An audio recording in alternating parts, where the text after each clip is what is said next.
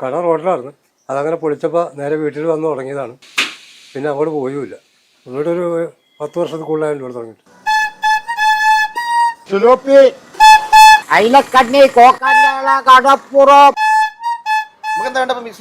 നമുക്ക് പിലോപ്പി കിലോ 240.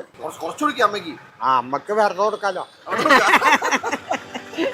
അമ്മക്ക് മീൻ വെറുതെ തരും, അമ്മ കഞ്ഞി വെറുതെ തരും. പരിപാടി അതെ അതെ. ചെലപ്പോ ചെപ്പിനൊക്കെ തന്നിട്ട് പോകും. വെറുതെ തന്നിട്ട് പോകും.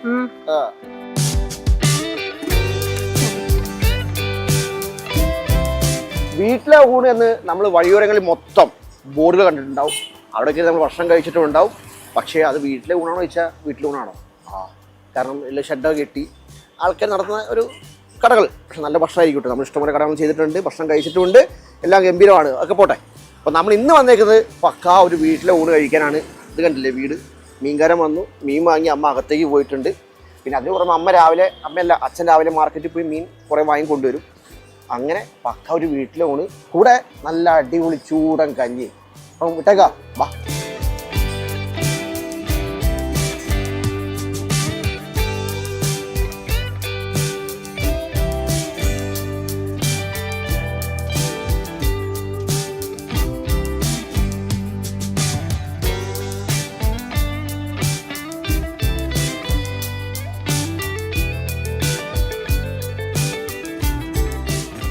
പുളിശ്ശേരി, സാമ്പാർ, പച്ചമോര്, പിന്നെ രസം. പിന്നെ വല്ലപ്പോഴും മീൻകറി ഉണ്ടാക്കും. വല്ലപ്പോഴും മീൻകറി ഉണ്ടാക്കും. സൈഡ് എന്തൊക്കെ ഉണ്ടാവും നമുക്ക്? കോവയ്ക്ക മെഴുക്ക് വരട്ടി വെച്ചത്, പടവലങ്ങ പരിപ്പ് ചാറ് കറി, ചോറിന്. ഇത് ഒന്നും ഉറപ്പൊന്നുമില്ല. അമ്മയ്ക്ക് തോന്നി അല്ല മാറി മാറി ഉണ്ടായിക്കൊണ്ടിരിക്കും. ഇന്നലെ അത് തന്നെ പാവയ്ക്ക വറുത്തരക്കും. കഞ്ഞി 7 മണിക്കോ? കഞ്ഞി 7 മണിക്ക് തുടങ്ങും. ആരുണ്ടോ സഹായത്തിന്? ഇപ്പൊ സഹായത്തിന് ആരുമില്ല. ഞങ്ങള് 2 വയസ്സന്മാര്. വയസ്സൊന്നായില്ലേ? അച്ഛനല്ലേ ചാടിച്ചിട്ട് നിൽക്കുന്നുണ്ട്. എന്നെക്കാളും ചെറുപ്പം അച്ഛനല്ലേ. അല്ല, എങ്ങനെയാ എത്തിപ്പെട്ടി ഹോട്ടൽ ഫീൽഡിലേക്ക് അമ്മയ്ക്ക്? 35 വർഷം പശുവിനെ വളർത്തി. പശുവിനെ വളർത്തിയൊക്കെ പശു ചത്തൊക്കെ പോയി, പാല് കുറഞ്ഞു, വയ്യാണ്ടായി, നിർത്തി.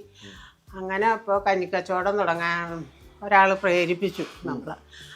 അപ്പം അയാളെല്ലാം സാധനവും തന്നു, പാത്രങ്ങൾ സെക്കൻഡ് ഹാൻഡ് ആയിട്ട്. റോട്ടിൽ തുടങ്ങി. അത് മുനിസിപ്പാലിറ്റി റോഡ് വീതി കൂട്ടിയപ്പോൾ ഇങ്ങോട്ട് മാറി. ഇവിടെയും കഞ്ഞി മാത്രമേ ഉണ്ടായിരുന്നുള്ളൂ. ഇങ്ങോട്ട് മാറി കുറച്ച്. ഇപ്പോൾ ഊണ് തുടങ്ങിയിട്ട് ഒരു 2 വർഷം 3 വർഷമായി. കഞ്ഞിയായിരുന്നു മെയിനായിട്ട്. 10 കിലോ അരിയുടെ കഞ്ഞിയൊക്കെ പോകുമായിരുന്നു. അവിടെ എറണാകുളം മുതലുള്ള ആൾക്കാർ വരും കഞ്ഞി പല ദിവസം പല രീതിയില്ല. മാറി മാറി കൊടുക്കും. ഒരേ കറി വെക്കില്ല. സൈഡും അതും ഒക്കെ വേറെ വേറെ. ഇന്നലെ ഇപ്പൊ ചാള വറുത്തു, ഇന്ന് തിലോപ്പി, കക്കാർച്ചി ഉണ്ടായി. ഇന്നിപ്പോ ഉണ്ട് കക്കാർച്ചി, കുറച്ച് വിഭവങ്ങളുള്ളെങ്കിലും നന്നായിട്ട് കൊടുക്കും. അതാണല്ലോ നമ്മുടെ ആവശ്യം. കുക്കിന് ഞാൻ മാത്രമേ ഉള്ളൂ. ആരോഗ്യ പ്രശ്നമുണ്ട്, മരുന്നിലാണ്. പിന്നെ ഇത് ഇങ്ങനെ ചെയ്തോണ്ടിരിക്കണ കാരണം ഒരു ചൊടിയുണ്ട്, അല്ലെ കിടന്നു പോകും. നടക്കുന്ന കിടന്നെങ്കിൽ ഇപ്പൊ ഞാൻ എനിക്കില്ല മോനെ, കിടന്ന കിടപ്പായേന്. ഹാർട്ടിന് കംപ്ലൈന്റ് വന്നു, ഷുഗർ ഉണ്ട്, പ്രഷർ ഉണ്ട്, എല്ലാരും ഉണ്ട് കൂടെ. എല്ലാം നോർമലാണ് ഇപ്പൊ. നമുക്ക് കുറേ നമ്മളോട് സ്നേഹമുള്ള കുറേ ആൺപിള്ളേർ വരും, നിങ്ങളെ പോലെ തന്നെ. അവരോടൊക്കെ സംസാരിച്ച് തമാശ പറഞ്ഞൊക്കെ അങ്ങനെ എടുക്കുമ്പോൾ നമുക്ക് അവർക്കും നമ്മളോടും അങ്ങനെ തന്നെ. ഇപ്പൊ എന്തൊരു ഭക്ഷണമൊക്കെ നമ്മൾ എടുത്തു കൊടുക്കണമെന്നൊന്നുമില്ല, അവരെടുത്ത് കഴിച്ചോളൂ. അങ്ങനെയൊക്കെ നമുക്കൊരു സന്തോഷമല്ലേ. ഞാനൊന്നും കഴിച്ചിട്ടില്ല മോനെ, കഴിക്കണം. പണി കഴിഞ്ഞിട്ട് വേണം. മീനും കൂടി വറുത്താൽ പണി കഴിഞ്ഞു.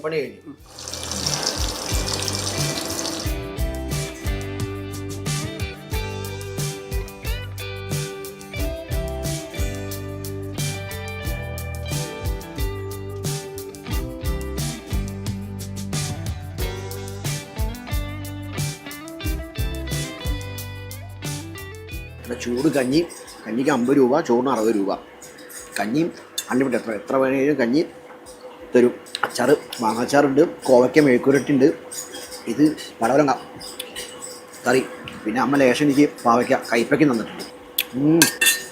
ഇടും കഞ്ഞിക്കൊപ്പം മോരിങ്ങനെ ഇഞ്ചിയും എല്ലാം ഇട്ട് അടിച്ച് വെച്ചേക്കുന്നത്. അപ്പോൾ നമ്മൾ എക്സാക്ട് ലൊക്കേഷൻ പറയുകയാണെങ്കിൽ തൃപ്പൂണിത്തുറ കേട്ടോ. Metro filter number 1038. 1038 നേരെ ഓപ്പോസിറ്റ് ചെറിയ റോഡ് കാണാം. അപ്പോൾ ജസ്റ്റ് നോക്കിയാൽ തന്നെ കാണാം. കയറി ഒരു 100 മീറ്റർ ഒന്നും ഇല്ല. കയറി 7 മണിക്ക് കഞ്ഞി റെഡിയാവും. ഒരു 11 മണി 12 മണി ചോറ് റെഡിയാവും. 2-2:30 വരെ ചോറും കഞ്ഞിയും കിട്ടും. അതിനടയ്ക്കും. ഞായറാഴ്ച അവധിയാണ്.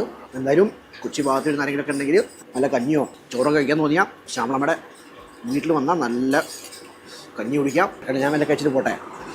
വീണ്ടും നമുക്ക് ഇത്തരം അച്ഛനെയും അമ്മമാരെയൊക്കെ പരിചയപ്പെടുത്താൻ പറ്റട്ടെ. തൽക്കാലം എന്തായാലും ഒരു സുലാൻ പോകട്ടെ. ബൈ.